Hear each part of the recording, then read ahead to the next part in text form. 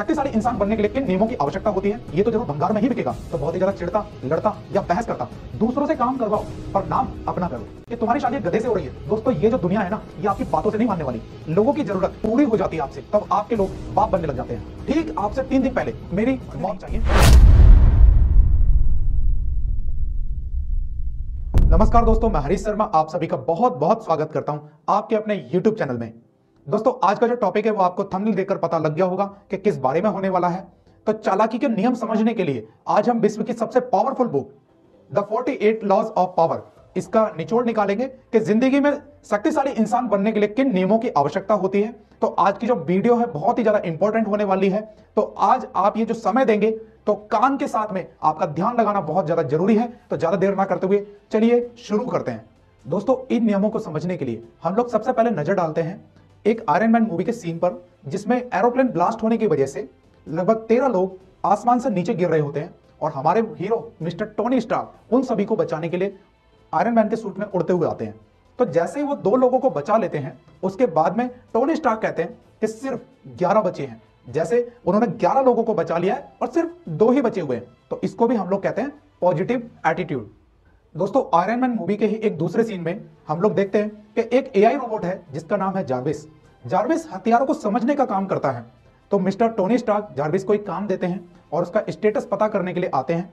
तो Jarvis reply में कहता है, इसके कुछ हिस्से मुझे समझ में नहीं आ रहे हैं। तो टोनी स्टार्क इस पे बिल्कुल भी नाराज नहीं होते हैं और बिल्कुल समझदारी से काम लेते हुए कहते हैं, यानी कि कुछ समझ में आ रहे हैं। दोस्तों, इसे कहते हैं पॉजिटिव एटीट्यूड, मींस समझदारी से चीजों को देखना।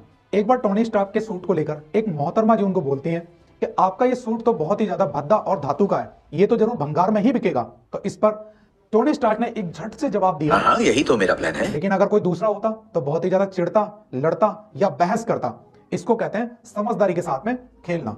दोस्तों, अगर आपने शाहरुख खान के इंटरव्यू देखे होंगे तो आप एक काम करना, YouTube पे लिखना कि शाहरुख खान ठग लाइव। आपको पता लगेगा कि बिना रुके और बिना ही उल्टा पुल्टा बोले शाहरुख खान किस तरीके से दूसरों की बोलती बंद कर देते हैं। कि कार सिर्फ कार है, कला हमारे पास है, इसलिए हम कलाकार हैं। सुपर बोला ना मैंने, सुपर। हमें वो लोग पसंद हैं जिनके पास में पॉजिटिव एटीट्यूड होता है, जो पॉजिटिव साइड से पूरी दुनिया को देखते हैं, जो किसी भी टफ कंडीशन में हमेशा कूल बने रहते हैं। इसका सबसे बड़ा एग्जांपल मैं आपको बताता हूं, मनी आइस्ट के प्रोफेसर, जिन्होंने अपने स्मार्टनेस के तरीकों को आजमाने के लिए पूरे विश्व भर में प्रसिद्ध हैं। दोस्तों, एक इंसान क्या चाहता है? उसके पास में सत्ता हो, पावर हो और लोगों पर अपना दबाव बनाना। और ये सिर्फ हो सकता है होशियारी से, चालाकी से और समझदारी से, क्योंकि ओझा सर भी कहते हैं, राजा बनने के लिए बस एक ही चीज का विकास जरूरी है, समझदारी। दोस्तों, इस वीडियो में मैं आपको शक्तिशाली बनने के ऊपर विश्व की अब तक की सबसे शक्तिशाली बुक, सबसे powerful book 48 laws of power, इसके मेरे कुछ फेवरेट लॉज आपको बताने वाला हूं। तो इस वीडियो को आप बिल्कुल भी स्किप मत कीजिएगा और कमेंट बॉक्स में मुझे जरूर बताइएगा कि मैंने पूरी वीडियो देखी। तो चलिए आगे बढ़ते हैं। तो दोस्तों, इसका सबसे पहला नियम है always say less than necessary, मतलब आपको सिर्फ उतना ही बोलना है जितना की जरूरत है।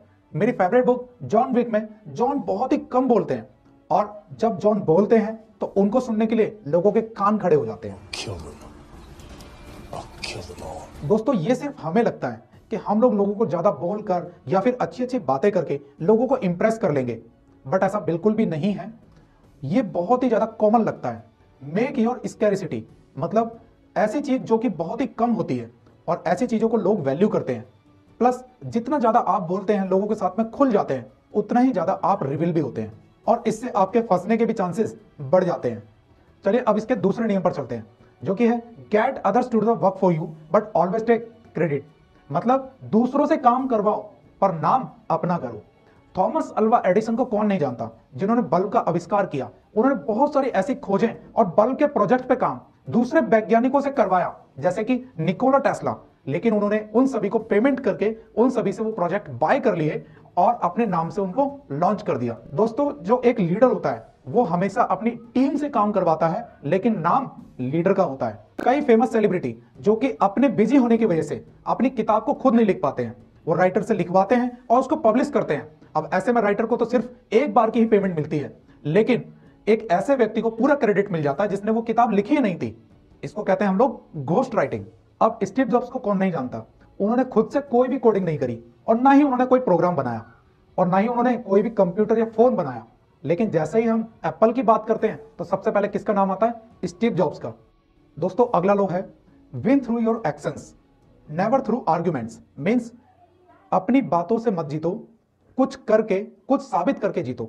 जब एक समझदार इंसान किसी बेवकूफ इंसान से बहस कर रहा होता है तो थोड़ी देर बाद बहस करते हुए दो बेवकूफ इंसान होते हैं। बहस मत करो, आगे बढ़ो। 3 इडियट मूवी में आपने देखा होगा कि आमिर खान करीना कपूर को बोलकर नहीं समझाता कि तुम्हारी शादी एक गधे से हो रही है, बल्कि एक्शन से समझाता है। कभी वॉच गुम होने का नाटक करवा दिया ताकि उसका रिएक्शन दिख जाए, या फिर उसके जो शूज हैं उस पर चटनी गिरा दी ताकि वो अपनी अमीरी दिखा सके, उसका प्राइस बता सके।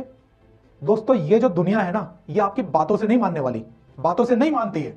इनको सिर्फ और सिर्फ डेमो चाहिए, तो आपको डेमो देना होगा।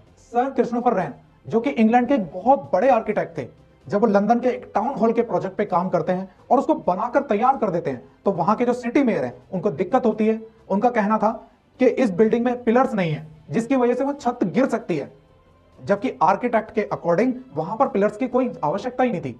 तो उस समझदार आर्किटेक्ट ने बिना बहस करे वहां पर 2 पिलर्स बना दिए, सिर्फ सिटी मेयर के कहने पर। कुछ सालों के बाद जब उस बिल्डिंग में रिनोवेशन का काम चल रहा था, तो वर्कर्स ने वहां पर देखा कि ये जो 2 पिलर्स हैं वो कहीं से कहीं तक भी छत के साथ में अटैच नहीं थे और छत का कोई भी लोड उसके ऊपर नहीं था।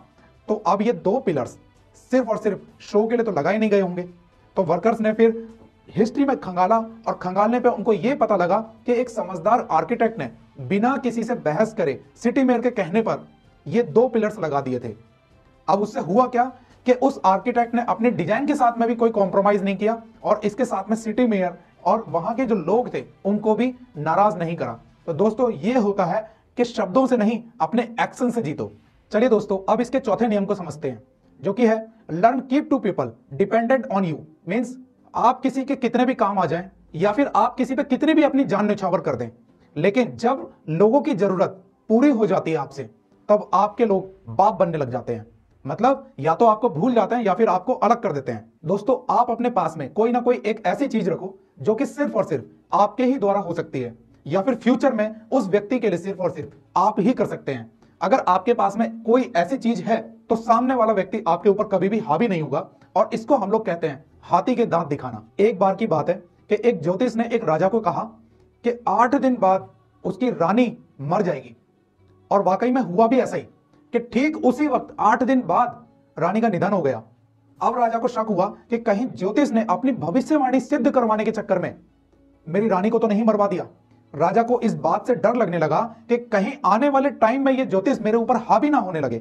तो अब राजा ने फैसला किया कि एक काम करते हैं, उस ज्योतिष को मरवा देते हैं। तब आखिरी बार राजा ज्योतिष से पूछता है कि तू ज्योतिष है ना, तो बता तेरी मौत कब होगी।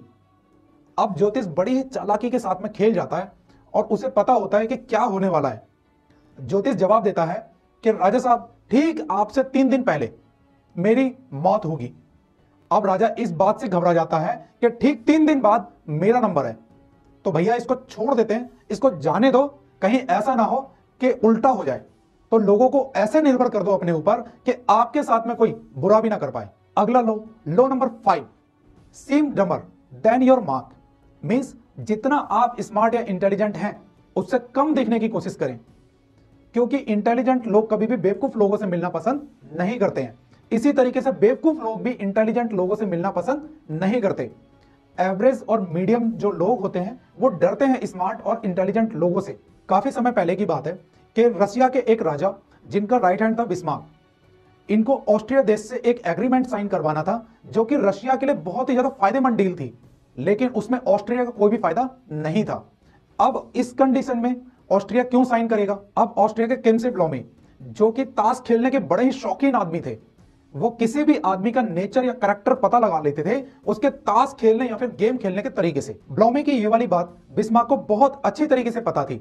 अब बिस्मार्क को क्या करवाना है? एग्रीमेंट।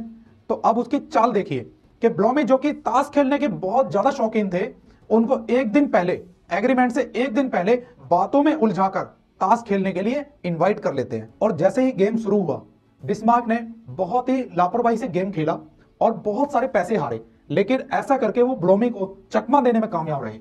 बिस्मार्क ने जानबूझकर गेम में बहुत ही गलत मूव चले, जिसकी वजह से उन्होंने ब्लोमे को यह फील करवा दिया कि ये बहुत ही रिस्क लेने वाला इंसान है।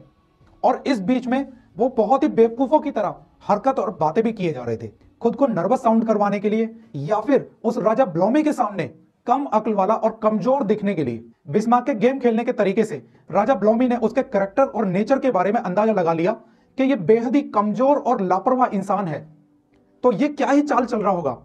तो अगले दिन जब एग्रीमेंट साइन करने का टाइम आया तो राजा ब्लोमी ने बिना कंडीशन पड़े एग्रीमेंट पे साइन कर दिए और इस तरीके से बिस्मार्क पत्तों का गेम हार कर भी असली बाजी को जीत गया। सामने वाले को लगने दो कि वो जीत रहा है, लेकिन दिमाग में आप जीतो। दोस्तों, play smart act like you did not notice anything.